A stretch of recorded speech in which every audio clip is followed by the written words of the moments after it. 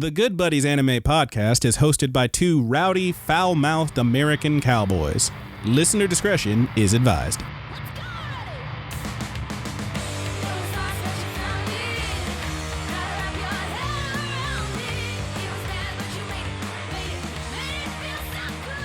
Hey, Good Buddies, what's up? Welcome into the Good Buddies Anime Review. I am y'all good buddy Roger. Damn, does it feel good to be back? Yeah, it feels good to be back. You really leaned into that It one. really feels like we're about to be hitting the bi-weekly again. Oh, and it let's just hope so. is what it is. I mean, we'll get there, man. But I am your good buddy Brandon. Bi-weekly or is it bi-monthly? You know, whatever it is. You know what I mean. Once every 2 weeks. Hey, you know what I think? It's definitely bi. Anyway, let's move on. Chill. Let's move on. What are we talking about this week, Roger? This week, we're doing a second season review. We do these for, some of them shows we're like, we especially do them for these Netflix shows. Oh yeah, we like a Netflix show. Yeah. This is Beastars season 2. Beastars, baby. Oh dang. Love me a Beastar. So let's talk a little bit about season 1 because it's been a while since we talked about season 1. It's a show about a bunch of animals that go to a high school. There's also like an underground crime ring and stuff. There's like a black market. You got the carnivores. You got the herbivores. They struggle to survive and or get along. And we both gave that first season, I think we both gave it a 9. A 9. Out of 10. Yeah. Which is pretty good. These animals bonk. The animals by the do way. bonk. Yes. It's look, it's in for mature on the Netflix. Yeah. You got to know what you're getting into. Pay attention to those ratings. We have them for a reason. TVY, TVY7, TVY7FV for fantasy violence. It's very important that you understand these things. Anyway, what we're going to do here, though, I got a giggle out of him. Excellent. What we're going to do here, though, is we are talking about season 2. And Roger, if season 2 was straight up boo-boo garbage, what would you call that? I would call it an anime, maybe not. What if it was like not the worst? Anime. It was average. It was fine. Maybe. This is actually pretty good, though. That's an animos, definitely. Roger, if it was so good, My guy, it would be animazing. it would be animazing, and that's Animazing? Animazing. It would be animazing. Wow. Look, it's been a long day for both Yeah. of us. It would be animazing, and the way we're gonna get there, we're gonna give the good buddies the old review of recommendation. Do we, their good buddies, think they are good buddies? Should check it out. And the way we're gonna get to one of those rankings is with our little scale here. You see, we have a 10-star scale. As we already said, season 1 got a 9-star. It's pretty freaking good. That's a double animation. That's an animazing, yeah. By God. But we have 5 different categories, each of which have a possible 2 stars available for a total of how many stars, Roger? 10 stars. That is how math works. And what is that first category we're going to talk about, The Roger? story and setting. What's the second category? The characters and development. Number 3. That art and animation. That number 4. That soundtrack. And finally, that Good Buddies Wriggle Room, that 5th category, that Je ne sais quoi. Roger, what does that mean? I do not know what. I don't know what. So enough of the preamble, enough talking about like what we're gonna talk about. Let's actually talk about it, Roger. I got a little blurb here for the story setting, if you don't mind. No, I Ready to absolutely start? don't mind, dude. All right. So this one picks up where season 1 left off. Louis is still missing. Legoshi and Haru are almost serious, and whoever devoured Tim is still out there. And this is the first kind of bullet point I want to talk about with this one. You know, there was a thing in season 1 that I really enjoyed season 1, but there was one thing that kind of irked me about just a little bit, and that is that in season 1, it begins with this horrible act where one of the students in the drama club, Tim, has been devoured, straight up ate alive by someone apparently in this school, one of these carnivores. And that's terrible. That happened. They talk about it at the beginning, first couple episodes, they're kind of figuring out. And then it just kind of turns into a show about relationship drama, love triangles, and a little bit of heroics and whatnot. But that whole story kind of takes the back burner, and you don't really hear a lot about it. Season 2 here flips that right the hell around, because there is still a little bit of relationship drama and love triangles and whatnot, but mostly it's about them trying to figure out what happened to this boy. Yeah, it's the mystery. Exactly. And that's where they really, really focus on. Would you agree with that assessment? Yes, I would. Yeah. You got anything to really talk about with story and setting? It's pretty much exactly what you said. Direct continuation of the first season. Now we're getting answers to the crime. Yes. Now there's a proper investigation, and don't get me wrong, there's still gonna be some Haru and Legoshi trying to understand each other. You're still gonna get my favorite, Juno, being basically perfect. there's some characters, some new characters. Basically perfect. I don't know, man. I just like her. She's yeah. fun. She's fun. But yeah. Yeah, that's basically it. Yeah. I mean, still takes place mostly at the school. You do have some moments where they're in the city. Lugosi spends a little bit of time moving around, doing some stuff. You see a few other characters making their moves. There's a couple pretty gnarly scenes in the black market area. Ooh boy, they earned that mature tag. But yeah, do you want to move on to characters and development? Yeah, man. So before we get at any specific characters, can I ask you something real quick? What's I that? have a question. I might be way off base with this. I'm scared. I might be reading too much. Oh no. Are the carnivores the white people? I'm just gonna say yes. I don't know, man. I don't know, man. The carnivore, they're all animals, first of all. So there are no people. The more I watch this show, the more I was like, Let me is ask you this. show Let me about ask you racism? this. Let me ask you. I mean, probably. Listen, you watch Dragon Ball. Is Right. Piccolo the black guy? No, it's obviously Mr. Popo. Mr. Popo's the black guy. Yeah. But also, yes. I don't know, man. Honestly, it's one of those where, like, I look at this show and you can definitely draw a lot of parallels to a lot of different things in life, be it not only race, but also, like, your position in, like, how much money do you have, your economic status and whatnot. But yes, I feel like that's a very easy way to draw this. I mean, when we first reviewed the first season, I talked about how, like, I drew parallels to the Disney movie with the animals. Oh, Zootopia, which was much more, I'm just gonna say much more on the nose about its, racism overtones and the racial inequality and whatnot. Yeah. This one definitely plays into that. But I mean, as we go on, there's stuff that it kind of... there's a lot that I realize in characters, especially, I'm not going to cast myself to say I am the main character, but I do identify a whole lot with Lugosi. Yeah. There's a lot in him that makes sense to me. He's a big bundle of nerves, and I get that. Yeah, down to the point where he don't eat no meat. You don't eat no meat? I don't eat no meat. You don't eat no meat? I don't eat no meat. No meat for this boy. No. No sausage nor hams. Don't eat no meat. Just All got right. real big meat. All right. All right, you got me. You got me with that. That's enough of that. But yeah, man, let's talk about these characters. So Legoshi is still a big bundles of nerves. Haru is still not fully able to get through to this guy, even though they are ostensibly in a relationship at this point. Juno is still basically perfect. Yes, I said it twice. I meant it. We have a few new characters though. Yeah, and with that, let's go into our first new character because this is one of the nitpicks I have about this show. Is it? Well, who do you want to talk about? Because I had Pina.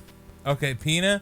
I had Big Snake Lady. Big Snake Lady does not get enough screen time. Sexy rattlesnake. Her name is Rokume, something like that. She's a big old snake who does not get enough screen time, and that's really all I wrote down. They dropped her in there just kind of the point, Legoshi, like, you should solve the mystery. But also, not me who does the actual fucking security. Like, I'm the security officer. I'm a giant snake who could probably take basically anyone in here. I got this sweet rattle. Yeah. And yeah, then she just kind of isn't there. Hey, not at all. Not there even a little. Listen. Do you think that's a failing on the character's part or on the writer's part? Because I feel like they should have had her in there more. She does I definitely think I liked her. I thought she was great. Cool. She was like, and then Legoshi was like, "Wow, your skin." Yeah, and she's like, "He recognizes my problem." Yeah, she's like, when they first interact, she like wraps him up kind of to test this guy's metal, and Legoshi like is like pushing her off of him, like breaking out of this coil that she's got him in, and she's like, "My word, his body," and I'm like, "Yo, yeah, you gotta." This is you gonna rattle his nutsack? What's going on here? This is some interspecies stuff I'm seeing here. Goodness. Yeah, I mean the show was already about that, but woo! I don't know about this sexy snake lady. Y'all, she is literally just a giant snake. I mean, I just I don't know what her, other than to tell Legoshi to solve the mystery. Yeah. Whenever it is actually her job, and she does have intel that she doesn't want to give him. Definitely feels like it should have been. That's a thing. So that's one thing. And you think she would be watching whenever the main shit goes down. Yeah, that is one thing I will say. I feel like is a bit of a failing with the story in this one. And I was gonna save this for the Je ne sais quoi, but I'll drop it here because you're right. I feel like this show does a thing where like, so Snake Lady is the security guard. She just kind of points Legoshi in the direction of who's responsible. And he does, I mean, if telling you the bad guy wins or loses or whatever is a spoiler, whatever, but he figures out who it is. And there is a showdown. Yeah. Why does he have to do it? Like, why does he have to be, why wouldn't he, oh, I figured out who it is. I'll go get the cops now.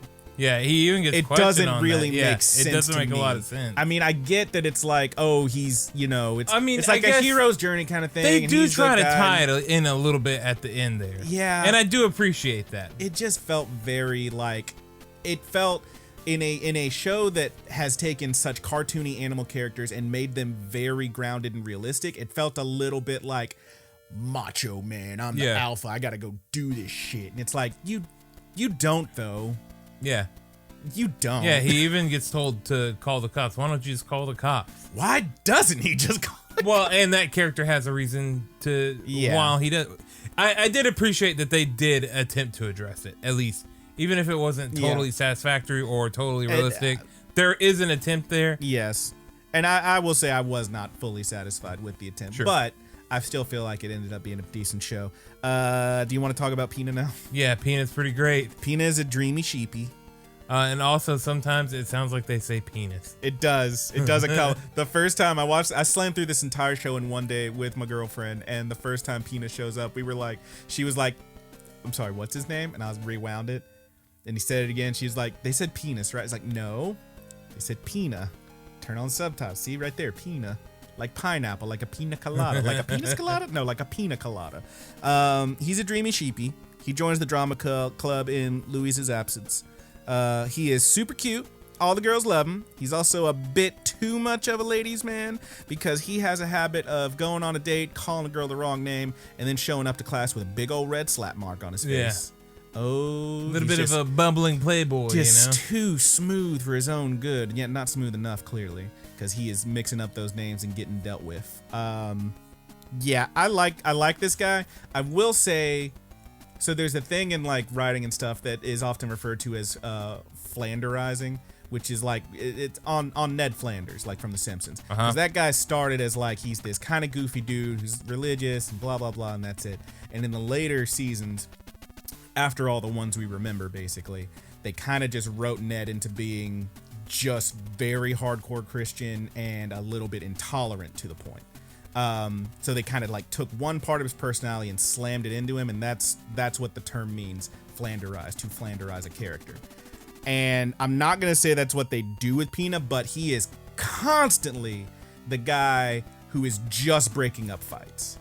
It keeps happening. Yeah. To the point that like so many times we get like rising action and then Pina's just like, hey, what's going on? And it just dies. Which I'm not saying doesn't make sense because you can't have these big showdowns just whenever, you know, you got to build to them. But it also felt, it gave me the blue balls a little bit with some of these fights and how he was just kind of just happen to step in and shut it all down, like on 3 different occasions. It just kept happening. I do like the character though. He's very fun. Do you have any? Yeah, I do. I mean, he's definitely in the absence of Louis. He kind of sinks into that role. Yeah, as being now like he is not nearly as intense as Louis. No, and he doesn't appear to have any real aspirations of like Louis did of like being like the guy. He kind of just wants to philander. Yeah, good for him. A lot of flow words in this episode. But yeah, I like him.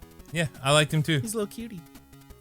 We also get, I mean, that's the biggest new characters, right? Yeah. We do get some more time with a few people in the drama club, like well, we do get the stripper lady too. Oh, there is a stripper lady. And there also a Bookie is pretty important too. He's not so much a new character, but he is important. That's the lion, right? Yes. Yeah, the lion guy who is like one of the main parts of that gang. The Shisengumi. Yes.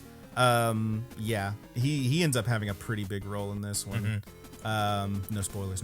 Yeah. But yeah, there's also people from the drama club. Also a conclusion that I wasn't totally satisfied with. Yeah, I'm with you. Els shows up, Riz shows up, Bill shows up, more people from the drama club. There's a couple like kind of like a couple characters get like a quarter episode of development, which isn't a whole lot, but you see some shit go down. Yeah. Boy, oh boy.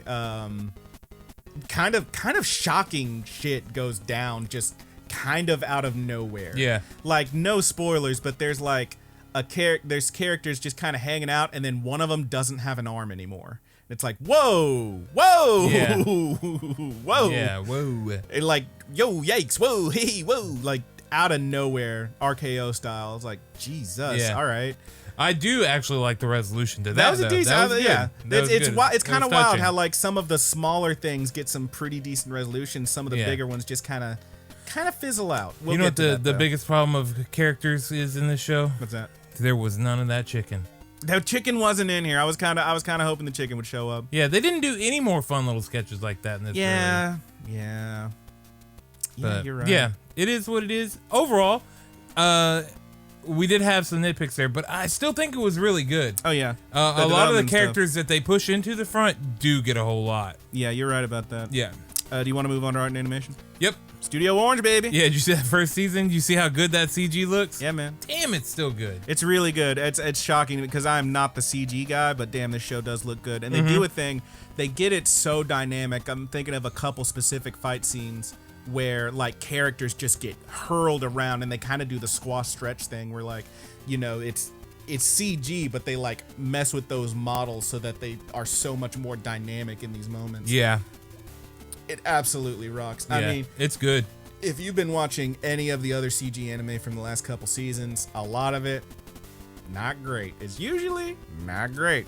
But man, oh man, Beastars, Studio Orange knows how to freaking bring it. They really know how to freaking bring it.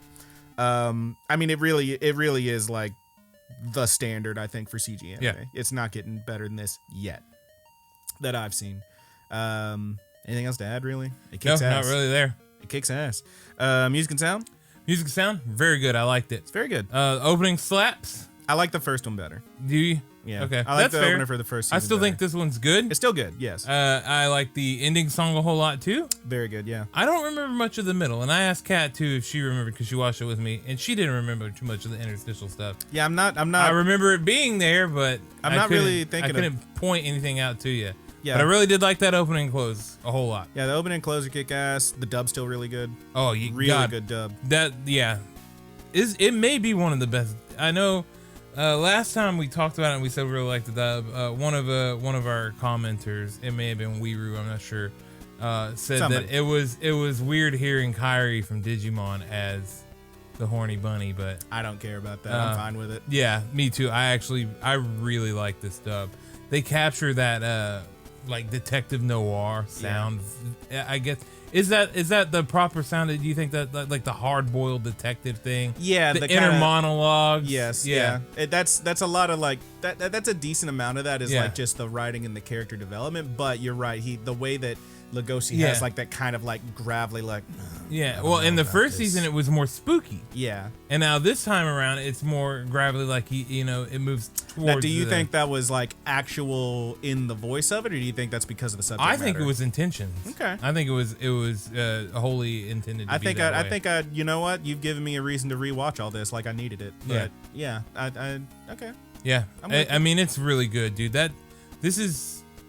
I don't know if I could say it's the best dub I've ever heard, but it's on up there.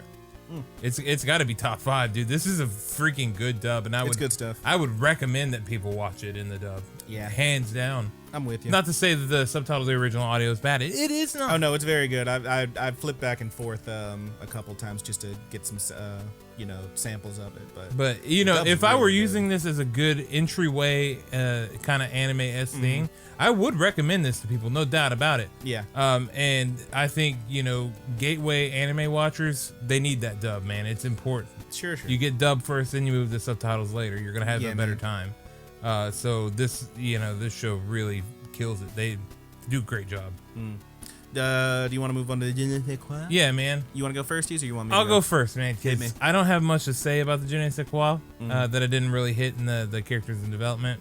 I wish there were a little more here and there on different characters. Sure. I wish some of the resolutions were a little better. Yeah. But overall, I very much enjoyed the show. I watched it with my fiance, and this is where I want to say the most important part. Kat watched this, and as we were watching it, we splintered it apart so I could be done with it closer to the review. So Kat told one of her coworkers that she was watching it, and that was really good. So he came to work one day after he had binged it, and she hadn't seen it all. She did spoil one big thing for her, but he also told her there's a scene in the second season in which Haru graphically sucks Legoshi's dick. No. And she had been waiting the whole time. She's like, I don't know how they're going to animate this. How is this going to look? And he fucking trolled her so hard. Oh, no. She thought she was waiting for this rabbit with Spoiler a rabbit alert, that teeth. does not happen. It does not happen. Oh, It does not. And she's that is a good trolling. So she tells me, she's like, there's a crazy sex scene here. Just wait. And then we would get to the episode. You She's just watch she's it, like, it doesn't happen. She's like, this has got to be the episode.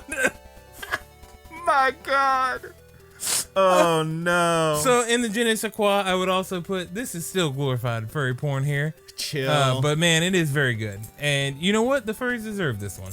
Chill out, dude. What's wrong, man? You upset about the furries? No. They're a very industrious people. Yeah, I'm with you, man. Except for the glorified furry porn part. I mostly agree with you. I got a little blurb I wrote here. Maybe that is too harsh to say glorified. That sounds. I don't think it's not porn. It's not porn. I mean, you see, it's good furry fan service. I've definitely watched shows this season. I'm sure they write some more fan pornographic fics than this. Yes. Oh yeah, for sure. Oh hell yeah. Oh hell yeah, that's good stuff. But I'm just gonna read what I wrote here for the je ne sais quoi. I already talked about a little bit of it. I love this series, but I feel like the development and character interactions kind of got away from me on some of these. Characters get into huge fights and have to do things they swore they'd never do in an effort to win, but then it just kind of fizzles. Like the fight just kind of ends. Like you said, it kind of like builds to something and then just meh. And it's not necessarily bad, but it kind of throws me a little bit. There's even like characters who are villains and are clearly bad, and even if they don't see it that way, but they also like, there's a couple times that like these villains, quote unquote, are written so nice that even the heroes are just kind of like, yeah, I mean, they're cool. Yeah. Kinda. It's really odd. Like, and I know that like that kind of gets into the gray area. Like no one's truly. Yeah. See, listen. No man is ever truly good. No man is ever truly evil. Yeah. But this is, I don't know. I'm not even certain. Yeah, I'm not certain our main villain of the show is actually a villain. I mean, I think it's. I feel like they are. You think so? I think it's somebody that give into an instinct or an impulse, and certainly. And I won't say any more than that. Well, so that's the thing line. is like that. I will say this much more on that subject, that the way they justify what they did, bit delusional, feels very delusional. Yeah. And yet there's a bit where one of our main characters seems to agree with them, at least for a moment. And I don't know how to feel about some of it, you know? I feel like I was getting mixed messages from this one. And as I wrote here, also, why can't our boy go to the authorities or something? Why must he be so alpha macho? But that's my biggest complaint, and honestly, they kind of pale in comparison as to just how decent the show is. Yeah. It's really just well made and decent. It's I good would stuff. love to watch more. I hope they make more. Oh yeah. I feel like we got season 3. I feel like we getting a season 3. Anyway, that brings us to the scores. Good buddy Roger, are you ready? Oh, I am ready spaghetti, dude.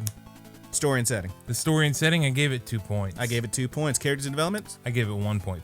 1.5. Art and animation? I gave it 2 points. 2 points. Music and sound? I gave it 1.5. I gave it 1.5. Are we gonna sync up again? We're gonna find out. Je ne sais quoi? I gave it 1 point. I gave it 1 point. Wow. That's an even 8 from the both of us. God damn it. See, we're hanging out too much. We're linking up too much. Our cycles have synced, and it's not. Except the problem is, Brandon, is we barely get to hang out at all, man. It's true. It's so damn busy it's pretty all much the time. It's pretty much just when we're recording. Damn, dude. Yeah, there you go. We ended up syncing up perfectly on this one. Just like last time, we both gave it a 9. This time, we both gave it an 8. It dropped a little bit in quality, but not a whole lot. It's still good. Is that still an Animos? Definitely. A high Animos, definitely. And it's still worth checking out. Obviously, if you've seen season 1, I feel like you're just gonna watch season 2. But if you've never watched either, baby, check them out. It's a really decent show. It's a very well-made, especially if you're like me and you're like, CG anime kind of sucks. Homie, let me tell you about Beastars and let me tell you about Land of the Lustrous from the same animation studios. Both of these are very, very beautiful shows. They have some very good writing. It's good stuff. Yep, hard agree, man. Yeah, man. Don't think there's a terrible lot more to talk about here. We are going to have us a little ramble where we talk about other stuff, and that's where we tend to get a little spoilery. So by all means, if you want to check it out. On the YouTube, it will be a separate video. On the actual podcast audio format, we're gonna go straight into it. Links in the description for the YouTube listeners. Like and subscribe, please. Next time, do we know what we're doing, Roger? Not yet, dude. I haven't decided yet, guys. We're still figuring. We're probably gonna do the twice a month thing again. I might on YouTube stagger the so I might move it to where we do the review like one review week and then ramble the next week. Yep. Yeah, just to spread it out a little bit. But if you want it all right now, check out the podcast. Yep. We are pretty much everywhere you can get your podcast: Apple Podcasts, Google Podcasts, Podbean, Stitcher. We are on the Spoofy. After so many times we were not on the Spoofy, we are on the Spoofy. So check us out. Quick shout out to our good buddy Haas, aka Thomastastesbetter, for the closing theme you're about to hear on the YouTube portion of the show. Full plugs at the end, including full plugs for our homie Haas. Thank you so much. Do you have anything else to say? Or we going? No, man. Let's get out of here and head to the ramble. We're gonna head on out of here and get to the ramble. I'm getting in my ramble mobile. Roger, let me pop that passenger door for you. It's wooden on your side. Go ahead. Hold on, it's a little hot in here, but you only got the roll down window. So oh, let me turn on the AC. Hit the recirc. All right. We're gonna blow all that hot air and get on out of here. Thank you so much for checking us out. We will be back with a ramble, or we will go into the ramble right now if you listen to the audio. And that about does it. Love you. Love you.